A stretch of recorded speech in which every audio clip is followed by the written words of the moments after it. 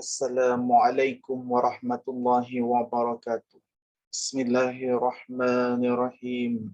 Alhamdulillahi rabbil alamin. Wassalatu wassalamu ala asyrafil mursalin wa ala alihi wa sahbihi ajma'in.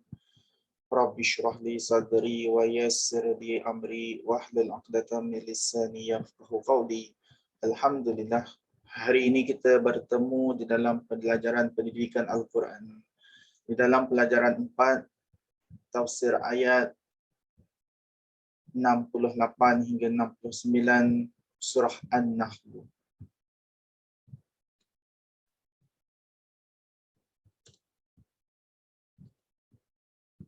Kita mulakan dengan doa belajar. Bismillahirrahmanirrahim. Pelajar-pelajar tadah tangan, pandang tapak tangan. Allahumma ftah alaina hikmataka wanshur alaina min khazaini rahmatik. Rabbana shrah lana sudurana wa yassir lana umurana. Allahumma akhrijna min zulumatil wahmi wa akrimna bin nuril fahmi waftah lana bi ma'rifatil ilmi wa nawwir qulubana wa sahhil lana abwaaba fadlik ya arhamar rahimin. Wa sallallahu ala sayyidina Muhammad wa ala alihi wa sahbihi wa sallam walhamdulillahi rabbil alamin. Tajuk kita pada hari ini dalam pelajaran 4 menerusi surah An-Nahl ayat 68 hingga 69 yang bertajuk Renungi Kekuasaan Allah. Ayat 68 hingga 69, 68 hingga 69 surah An-Nahl berkaitan dengan renungi kekuasaan Allah. Penting ini untuk pelajar-pelajar ingat ayat dengan tajuknya. Ayat 68, 69 surah An-Nahl, apakah tajuknya? Daripada surah An-Nahl ayat 68 hingga 69, kita baca dahulu ayat-ayatnya. A'udzu billahi minasy syaithanir rajim.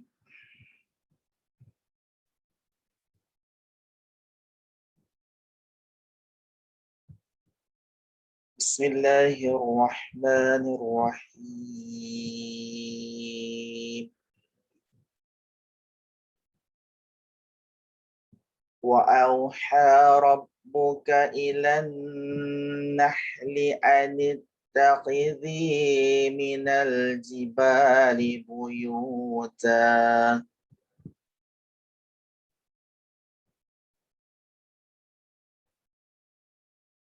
wa minasy syajari wa mimma ya'rishun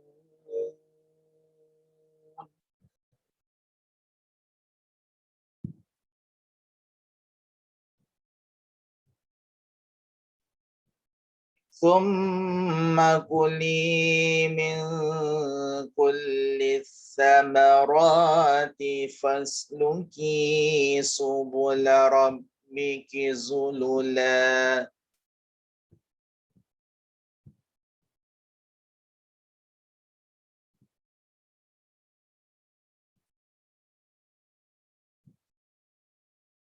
yakhruju min butuniha syarabun mukhtalifun alwanuhu fihi shifaa'un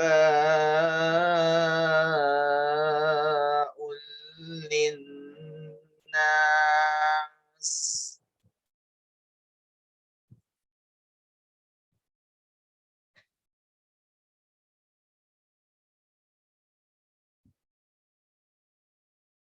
Inna fi dzalika laayatan liqaumin yatafakkarun.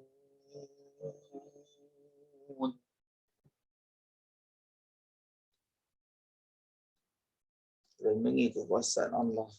Surah An-Nahl ayat 68 hingga 69. Makna secara ijmal, secara ringkas. Dan Tuhanmu memberi ilham kepada lebah. Hendaklah engkau membuat sarang kamu pada gunung-gunung dan pada pokok-pokok kayu dan juga pada bangunan-bangunan yang didirikan oleh manusia. Kemudian, makanlah dari segala jenis bunga-bunga dan buah-buahan yang engkau sukai, serta turutlah jalan-jalan peraturan Tuhanmu yang diilhamkan dan dimudahkan kepadamu. Dengan itu, akan keluarlah dari dalam badannya minuman madu yang berlainan warnanya, yang mengandungi penawar bagi manusia dari pelbagai penyakit.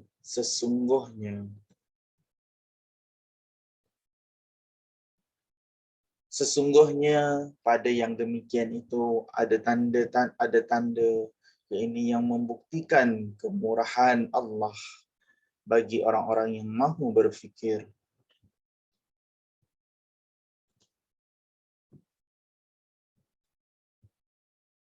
Kalimah dan erti. Kita lihat makna kalimah.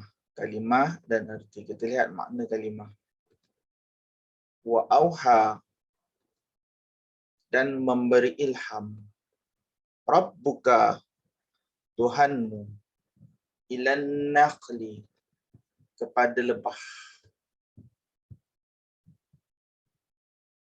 Minal jibali buyuta, sarang kamu pada gunung-gunung. Kulli samarat, segala jenis bunga-bunga dan buah-buahan. Zulula, dimudahkan kepada kamu. Kalimah dan arti lagi, yakhruju, akan keluarlah. Shifa'un, penawar. Yatafakkarun, orang-orang yang mahu berfikir. Saya harap semua pelajar boleh hafaz makna-makna yang diberi supaya mudah kamu jawab dalam peperiksaan dan ingat hingga ke akhirat hayat kamu. Renungi kekuasaan Allah di dalam tafsir ayat 68 hingga 69 surah An-Nahl. Intisari ayat. Setiap sesuatu yang dijadikan Allah semuanya adalah untuk faedah dan kebaikan manusia. Semua ada kebaikan, ada faedah Allah jadikan. Air, udara, tumbuh-tumbuhan, haiwan, semua ada faedah untuk manusia. Manusia yang beriman akan menerima semua itu sebagai satu anugerah yang wajar disyukuri. Setiap hari kita terima apa yang Allah Ta'ala bagi. Nafas, udara yang kita hidup, nafas yang kita hidup. Kita wajib syukuri. Makanan yang kita terima tiap-tiap hari kita makan, itu bersumber daripada rezeki yang Allah Ta'ala ciptakan. Kita wajib bersyukur tiap-tiap hari. Malahan orang yang beriman akan menggunakan seluruh daya fikiran mengambil iktibar dan memanfaatkan setiap ciptaan Allah ke arah mengabdikan diri kepada Allah. Ambil iktibar semua ciptaan Allah tu, kita dekatkan diri kepada Allah. Manfaatkan semua kepada mengabdikan diri kepada Allah. Kita terima harta, kita terima duit, abdikan, manfaatkan setiap ciptaan Allah ke arah mengabdikan diri kepada Allah. Jadikan diri kita hamba Allah, hamba yang dekat kepada Allah. Seperti kalau kita terima duit, sebahagiannya ataupun sebahagian kecilnya kita boleh berikan untuk mengeluarkan sedekah.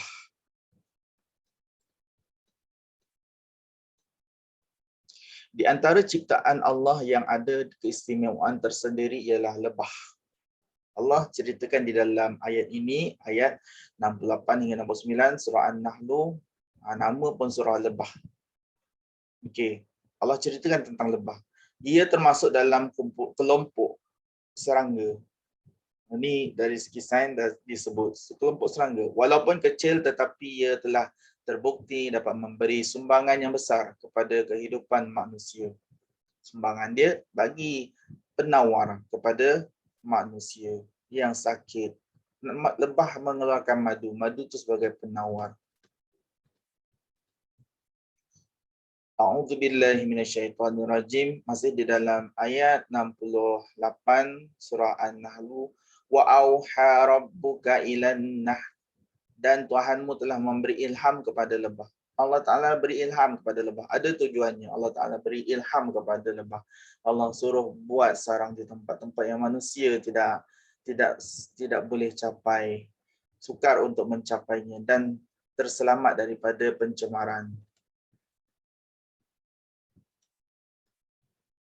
Lebah tidak seperti manusia kerana manusia dikurniakan akal untuk berfikir dan disebabkan akal juga manusia menerima taklif. Taklif ni tanggungjawab. Disebabkan manusia itu ada akal yang sempurna, boleh berfikir. Tahap akal sempurna bila manusia itu dah akil balik, dah sempurna akalnya boleh berfikir, manusia menerima tanggungjawab daripada Allah untuk melaksanakan syariat. Bila dah balik, dah akal dah sempurna, diberi tanggungjawab untuk melaksanakan syariat. Seperti solat, dah dikira dosa dan pahala yang disampaikan oleh para rasul.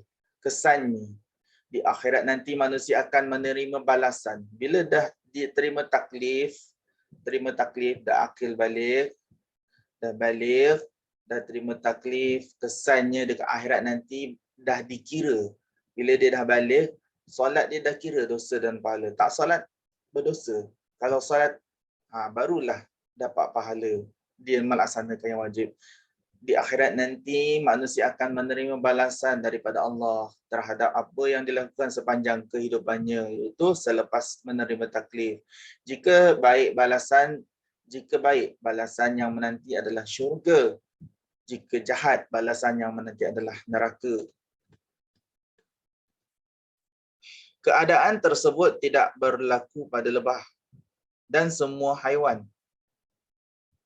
Lebah dan semua haiwan tidak menerima syurga dan neraka. Namun begitu Allah menciptakan lebah dan haiwan-haiwan lain sentiasa bertasbih dan patuh terhadap peraturan yang telah ditetapkan Allah menerusi naluri yang ada pada haiwan tadi. Naluri ataupun insting. Allah Ta'ala ciptakan naluri pada haiwan.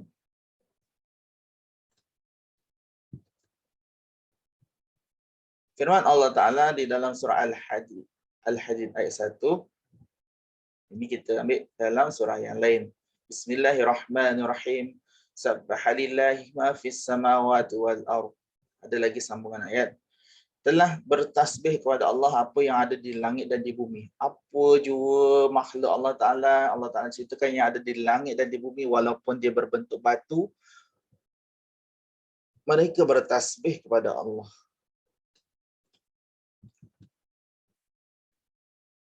Kepatuhan lebah terhadap peraturan yang telah ditetapkan Allah diterimanya menerusi ilham. Allah Ta'ala menyampaikan ilham kepada lebah dan naluri yang diberikan oleh Allah. Naluri itu sifat semula jadi lebah. Bagaimana? Ini adalah sebahagian daripada bukti kekuasaan Allah. Ini bukti kekuasaan Allah. Allah Ta'ala boleh ilhamkan. Maksudnya boleh berkata-kata dengan lebah. Boleh menyuruh lebah. Malahan menerusi sifat Ar-Rahman, semua makhluk turut mendapat curahan kasih sayang, kasih Allah yang tidak terbatas. Kasih Allah ini luas terhadap semua makhluk ciptaannya. Semua makhluk tersebut tidak sekali-kali derhaka kepada Allah. Selain daripada manusia, semua tidak derhaka kepada Allah. Kecuali manusia, ada antara jin, antaranya yang paling derhaka syaitan dan iblis. Di antara contoh kepatuhan haiwan terhadap ketetapan Allah ialah anjing, Ashabul Kahfi. Ini dalam Al-Quran, dalam ayat yang lain diceritakan tentang anjing Ashabul Kahfi. Hud Nabi Sulaiman.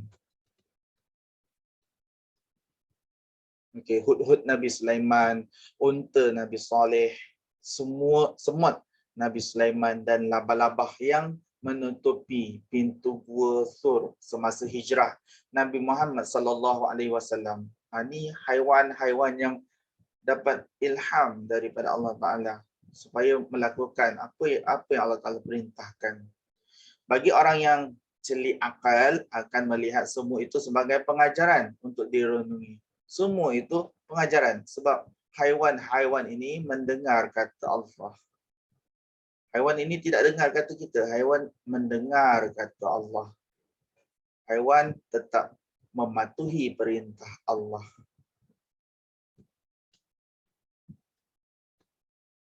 Bagi manusia pula selain daripada kurniaan akal untuk berfikir, ini saya salah je, akal untuk berfikir, Allah turut mengurniakan kepada manusia ilham. Manusia ada akal dan juga ada ilham. Ada akal, manusia ada akal, ada ilham.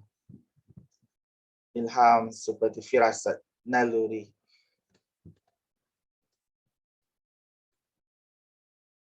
Firman Allah Ta'ala di dalam ayat yang lain, dalam surah Asy-Syams ayat 8 hingga 9. Bismillahirrahmanirrahim. Fa'alhamaha fujuraha wa taqwaha qad aflaha man zakkaha. Maka diilhamkan kepada manusia sifat-sifat yang menjurus kepada keburukan dan takwa. Sesungguhnya berjayalah bagi orang-orang yang menyucikan diri. Manusia itu sifat dia menjurus kepada keburukan dan takwa. Kalau dia berjaya, dia adalah orang yang menyucikan diri, bersihkan diri pada sifat buruk.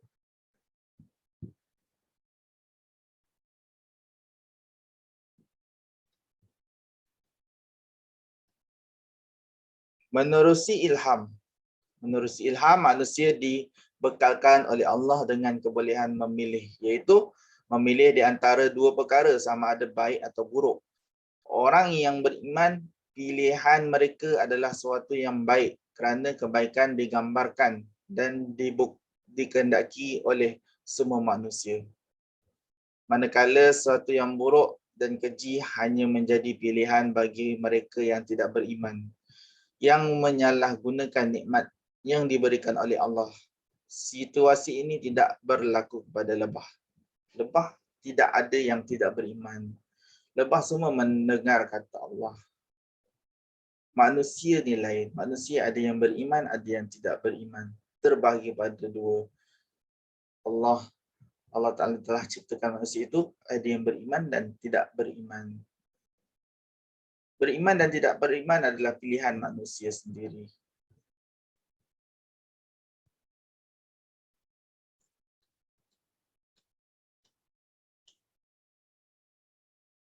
Okey, masih di dalam ayat 68 surah An-Nahl. Anittakhidhi minal jibali buyutan wa minasy syajari wa mimma ya'rishun. Hendaklah engkau membuat sarang kamu pada gunung-gunung dan pada pokok-pokok kayu dan juga pada bangunan-bangunan yang didirikan oleh manusia. Allah perintahkan. Ilham yang diberikan Allah kepada lebah ialah agar hanya membuat sarang kediaman di gunung-gunung, iaitu di kawasan tinggi yang selamat daripada gangguan manusia. Persekitaran yang belum tercemar. Okey. Ini sebabnya Allah Ta'ala suruh menyuruh lebah membuat sarang tempat-tempat yang tinggi, terhindar daripada gangguan manusia. Persekitaran yang belum tercemar. Kalau di atas muka bumi banyak yang dah tercemar, tapi kalau di atas gunung, pokok-pokok yang tinggi, udara masih bersih dan memudahkan lebah mencari makanan. Lebah kehidupan dia secara terbang, ada kepak, bukan hidup melata di atas tanah. Jadi mudah lebah tadi terus terbang tinggi dan kembali ke sarangnya di tempat yang tinggi kerana terdapat pelbagai bunga, pokok dan tumbuh-tumbuhan yang ada yang tinggi-tinggi, senang dicapai oleh lebah yang terdapat di kawasan hutan. Selain daripada gunung, lebah juga diilhamkan agar membuat sarang di pokok-pokok kayu. Lazimnya lebah memilih pokok-pokok yang besar. Pokok besar ni dah tentulah tinggi dan tinggi supaya Sarangnya tidak mudah diganggu oleh manusia, khasnya pencari madu asli. Tidak mudah diganggu. Jadi banyaklah yang terselamat. Kalau nak cari madu asli ni memang sukar. Manakala dalam keadaan tertentu ada ketikanya kita terjumpa lebah turut membuat sarang di bangunan-bangunan. Kadang-kadang kita nampak di bangunan-bangunan pun ada lebah buat sarang yang didirikan oleh manusia. Bangunan yang didirikan manusia pun lebah ada buat sarang.